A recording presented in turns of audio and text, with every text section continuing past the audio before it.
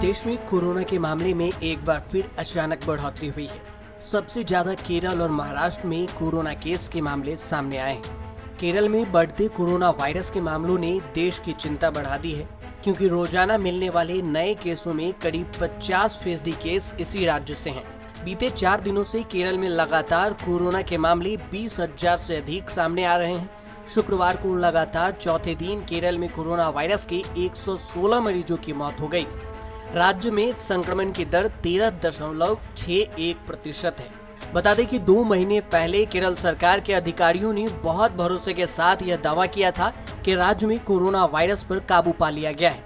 12 मई को यहां नए केस पीक पर पहुंचे। तब एक दिन में 43,529 लोगों में संक्रमण की पुष्टि हुई।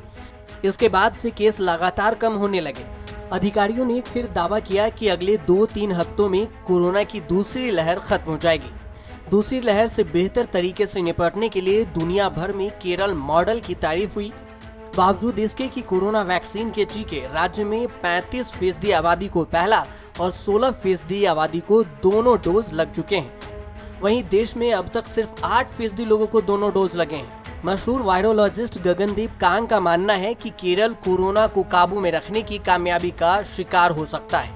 तो वहीं कोरोना की तीसरी लहर की आशंका जताई जा रही है और एक्सपर्ट के मुताबिक तीसरी लहर में बच्चे सबसे ज्यादा प्रभावित हो सकते हैं। तीसरी लहर को लेकर वैज्ञानिक भ्रमर मुखर्जी का कहना है कि कोरोना की रफ्तार और मॉडल के अनुसार अगस्त के अंत में कोरोना मामलों में बढ़ोतरी देखी जा सकती है, लेकिन कोरोना का पीक नहीं। यह सब इस बात पर भी निर्भर करता है कि कोरोना की नियमों का किस तरह से पालन किया जा रहा है। देश भर में भी कोरोना के मामलों में पिछले 4 दिनों से लगातार 40,000 से अधिक केस मिल रहे हैं। बीते 24 घंटे में कोरोना के 41,649 मामले सामने आए। इसके साथ साथ दुनिया भर में कोरोना के मामलों में बढ़ोतरी हो रही है। 5 महीनों के बाद अमेरिका में 1 लाख से अधिक नए कोरोना के मामले सामने आए। दुनिया भर में पिछले हफ्ते 40 लाख कोरोना के केस सामने आए। कोरोना के बढ़ते मामलों पर WHO के चीफ का कहना है कि कोरोना महामारी तब खत्म होगी जब दुनिया इसे खत्म करना चाहेगी। यह हमारे हाथों में है। हमारे पास आवश्यक सभी उपकरण हैं। हम इस बीमारी को रोक सकते हैं।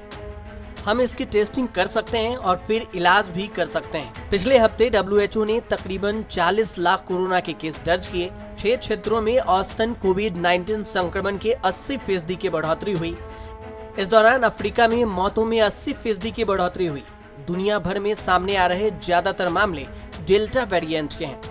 इस साल भारत में आई कोरोना वायरस की दूसरी लहर में भी इस वेरिएंट ने काफी तबाही मचाई थी।